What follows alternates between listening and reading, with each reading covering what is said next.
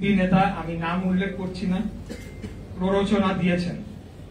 এই আন্দোলনে অর্থ ও লজিস্টিক্স দিয়েছেন এবং তার কাছে নাকি প্রমাণ রয়েছে।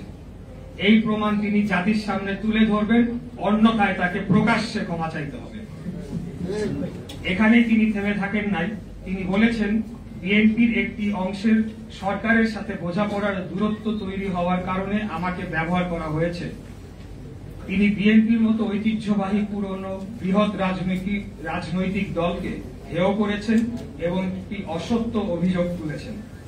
তিনি নিজেকে বিশাল কোন মহামানব হিসেবে উপস্থাপন করেছেন।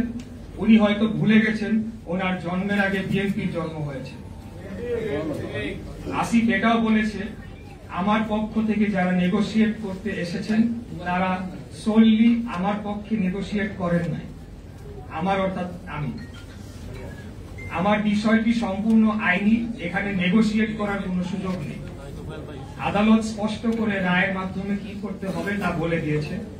তাহলে নেগোশিয়েট কারা করেছে তা আমাকে জানাতে হবে, কারণ একমাত্র আমাদের দলীয় প্রধানের বাইরে অন্য কোন ব্যক্তিকে আদালতের রায় কার্যকর সংক্রান্ত যোগাযোগ ছাড়া অন্য কোন কথা বলার সম্মতি আমি দেই নাই। আশা করি এই লাইনটি বুঝতে পেরেছেন আপনারা। তার এই অস্পষ্ট কথাবার্তায় প্রতীয়মান হয় তিনি হয় মিথ্যা বলছেন, না হয় তার বুদ্ধিমত্তা স্থানীয় সরকার মন্ত্রণালয় চালানোর জন্য সম্পূর্ণ অযোগ্য। আসিফ বলেন ইশরাক হোসেন অত্যন্ত দম্ভ ভয়ে ও অহংকারের সাথে সরকার কর্তৃক প্রশাসক হওয়ার প্রস্তাব প্রত্যাখ্যান করেছেন। বরঞ্চ বিনয়ের সাথে এটি প্রত্যাখ্যান করার কারণ হিসাবে বলতে হবে একজন বৈধ নির্বাচিত জনপ্রতিনিধি ও রাজনীতিবিদের জন্য এই প্রস্তাব অপমানজনক। আসিফ মাহমুদ বলেছেন সরকার কোন নির্বাচনকে বৈধতা দিবে না। এটা কোন প্রক্রিয়ায় বাস্তবায়ন করা হবে এবং কবে, এটি প্রশ্ন রয়েছে। এখন পর্যন্ত তারা কোন কোন নির্বাচন অবৈধ ঘোষণা করতে পেরেছে? একটিও না। এর অর্থ এই দাঁড়ায় বাংলাদেশের সুপ্রিম কোর্টের আপিল বিভাগ কর্তৃক বৈধতা বহাল রাখা গ্যাজেটকে পুরো অন্তর্বর্তীকালীন সরকার বৈধতা দিচ্ছে না বা মানছে না। সেটা সরকার কর্তৃক অর্থাৎ পুরো অন্তর্বর্তীকালীন সরকার কর্তৃক উচ্চ আদালত অবমাননার সামিল নয় কি? এই একই আদালত বাংলাদেশের সংবিধানের আর্টিকেল 106 এর ধারা অনুযায়ী বর্তমান অন্তর্বর্তীকালীন সরকারকে বৈধতা দেয়নি, বরঞ্চ উল্লেখযোগ্য উদাহরণ হিসেবে ঢাকা দক্ষিণ সিটি নির্বাচন 2020 আমাদের মামলা ও রায়ের মাধ্যমে তৎকালীন নির্বাচনটির ফলাফল যে অবৈধভাবে ঘোষণা করা হয়েছিল সেটি প্রমাণিত হয় এবং ফলাফল সংশোধনের মাধ্যমে সেটি আরো সুদৃঢ় হয়েছে। আর অনেক জায়গায় কোন নিয়োগ প্রক্রিয়া ছাড়া ওয়ার্ড সচিব হিসেবে এনসিপি সংশ্লিষ্ট ব্যক্তিদের নিয়োগ দেওয়া হয়েছে বলে অভিযোগ আছে, যা আইনত এবং সরকার পরিচালনার যে কোনো মানদণ্ডে অবৈধ। এরা কারা এবং কাদের স্বার্থ রক্ষা করছে এই প্রশ্ন নগরবাসীর পক্ষ থেকে আমি করছি। এই অভিযোগ সত্য হলে এর পূর্ণাঙ্গ তালিকা জনসম্মুখে প্রকাশ করতে হবে।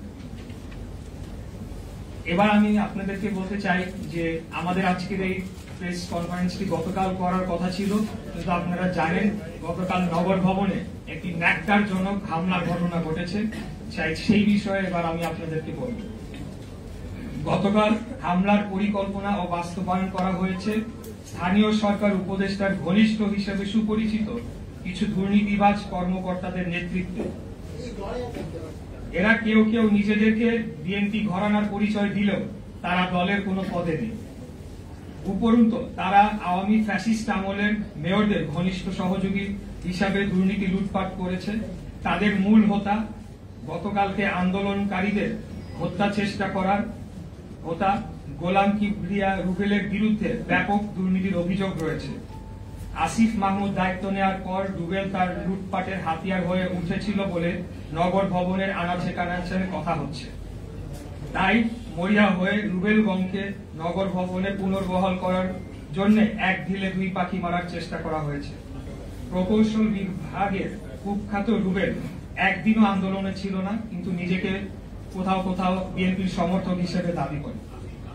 তদবির করে কাজ ভাগাভাগির মাধ্যমে অবৈধ অর্থনৈতিক সুবিধা করে দেয় এনসিপি ও রাজনৈতিক কিছু নেতাদের।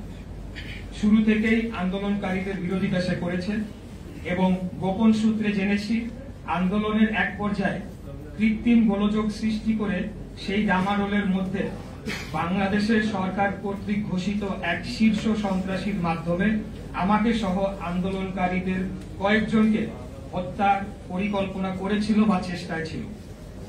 কথিত আছে সে এনসিপিতে যোগদান করেছে বা করবে।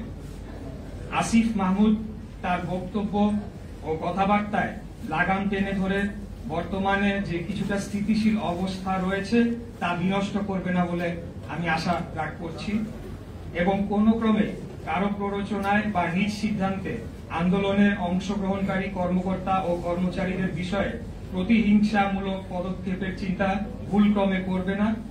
এটি একটা সতর্কবাণী হিসাবে আমি দিচ্ছি। এর কোনো ব্যত্যয় হলে ঢাকা নগরবাসী মেনে নিবে না এবং পুনরায় আন্দোলন শুরু হলে তার নগর ভবনের গণ্ডি পেরিয়ে রাজপথে গড়াবে, সেটি করা উচিত। সর্বোপরি আমি ঢাকা নগরবাসী, ঢাকা দক্ষিণের ভোটারগণ, ঢাকা দক্ষিণ সিটি কর্পোরেশনের সর্বস্তরের কর্মকর্তা ও কর্মচারী বৃন্দের প্রতি আমার আজীবন কৃতজ্ঞতা ও একজন রাজনীতিবিদ হিসেবে আনুগত্য পোষণ করছি। আমি আপনাদের অগাধ ভালোবাসা ও সমর্থনের বিনিময়ে আমার জীবন ঢাকা নগরবাসীর প্রতি উৎসর্গ করছি। আপনারা আমাকে মেয়র হিসেবে দায়িত্ব দিতে চেয়েছেন, তাই রাজপথে নেমে এসেছিলেন। তবে আমি খুব স্পষ্ট ভাষায় বলতে চাই, একদম শুরু থেকে এই অন্তর্বর্তীকালীন সরকারের অধীনে মেয়র পদে বসে নগর পরিচালনা করার পরিকল্পনা আমার ছিল না। আমাদের শীর্ষ নেতৃত্বের পরামর্শক্রমে অবৈধ তাপসের বিরুদ্ধে পাওয়া রায়টি একটি স্থায়ী দলিল হিসেবে প্রতিষ্ঠার জন্য আইনের শাসনের চূড়ান্ত বিজয়ের একটি প্রমাণ হিসেবে রাখার জন্য সিদ্ধান্ত নেওয়া হয়। সেই প্রক্রিয়ার সর্বশেষ ধাপ এই শপথ গ্রহণ অনুষ্ঠান, যা কেবলই একটি আনুষ্ঠানিকতার মধ্যেই সীমাবদ্ধ থাকবে এবং এই প্রক্রিয়া পদে পদে বাধাগ্রস্ত করতে গিয়ে শেষ বেলায় গিয়ে অন্তর্বর্তীকালীন সরকার যে দল নিরপেক্ষ নয়, আমাদের সেই বয়ানটি চূড়ান্তভাবে প্রমাণিত হয়েছে। পরাজয় ঘটেছে এই সরকারের নিরপেক্ষতার পর্দার পেছনে ঘাপটি মেরে লুকিয়ে থাকা অগণতান্ত্রিক শক্তি। ভেস্তে গিয়েছে জনগণকে ধোঁকা দিয়ে বিনা ভোটে রাষ্ট্র ক্ষমতা দীর্ঘায়িত করার কোন সম্ভাব্য দেশি বিদেশি চক্রান্ত। আর বিজয় হয়েছে গণতন্ত্র প্রতিষ্ঠা ও বাংলাদেশের স্বাধীনতা সার্বভৌমত্বের অতন্ত্র প্রহরী জনগণের। এই জনগণ এখন কাউকে অন্ধবিশ্বাস করার পরিবর্তে সর্বদা সজাগ থাকবে। আমরা এই জনগণকে সুসংগঠিত করে ফ্যাসিবাদ পরবর্তী বাংলাদেশের গণতান্ত্রিক উত্তরণের যাত্রাকে অবশ্যই সফল করবে ইনশাআল্লাহ। অর্থাৎ যে কোনো মূল্যে একটি সুষ্ঠু সঠিক নির্বাচনের মাধ্যমে জনগণের সরকার প্রতিষ্ঠা করবই এবং এর বিরুদ্ধে কোনো ষড়যন্ত্র চেষ্টা করা হলে যে কোনো মুহূর্তে জীবন দিয়ে হলেও লড়াই করে জনগণের ভোটের অধিকার আদায় করে নিব ইনশাআল্লাহ। আল্লাহ হাফেজ। বাংলাদেশ জিন্দাবাদ। বাংলাদেশ জাতীয়তাবাদী দল জিন্দাবাদ। ধন্যবাদ।